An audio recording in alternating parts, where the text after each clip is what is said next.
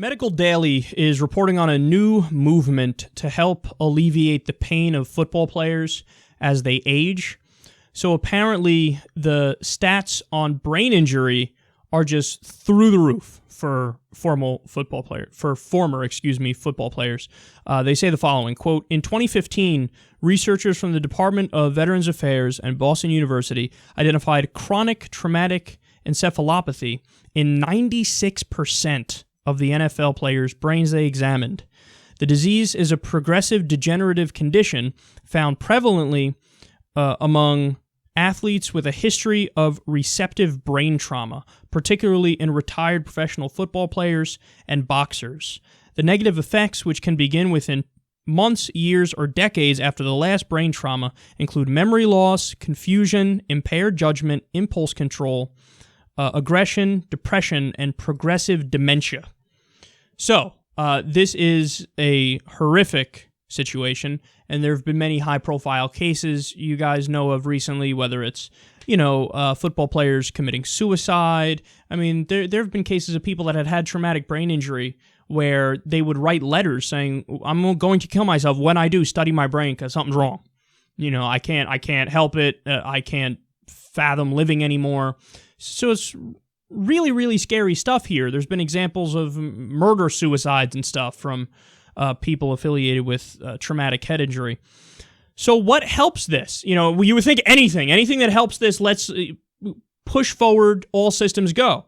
Well, the Gridiron Cannabis Coalition says weed.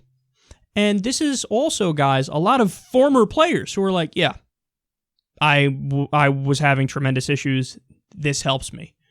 So perhaps they're onto something here. Now, they go on to explain, quote, marijuana can be grown with rich strains of its second leading ingredient, cannabidiol, or CBD, which has demonstrated neuroprotective, neurogenic effects, which means it can be used as a brain-healing drug.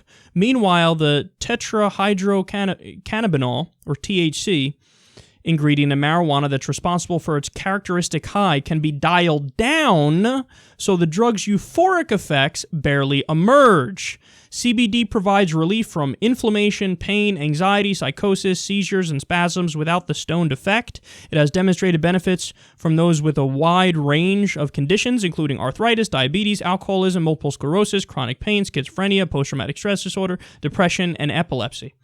Okay, so for those of you who didn't absorb all that, what they're saying here is it makes no sense to be against this because even if you're against it, they now have found a way to just take the oil without the high effects, without the euphoric effects that are associated with marijuana, and they give you the oil, and that in and of itself can help people. So no high, no drug-like effects, but it helps.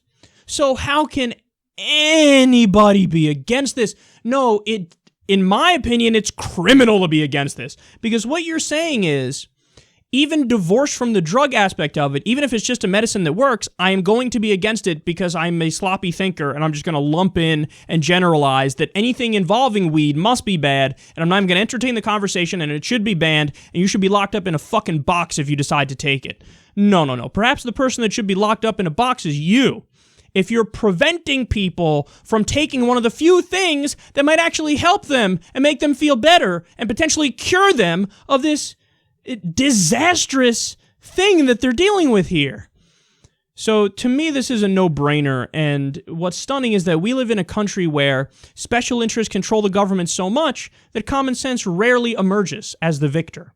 So when you take a lot of money and you're a politician and you take it from alcohol companies, tobacco companies, you take it from pharmaceutical companies, and they all view marijuana as competition, well then, you have officially been bought by the bad guys to suppress innovation and progression and potential cures because they want to make a little bit more money and they want to block out any competition, and you're now doing the bidding of them if you're actively blocking changing the legal status of weed and CBD oil. No, it's unacceptable, and we got to stop dragging our feet on questions where we know the right answer.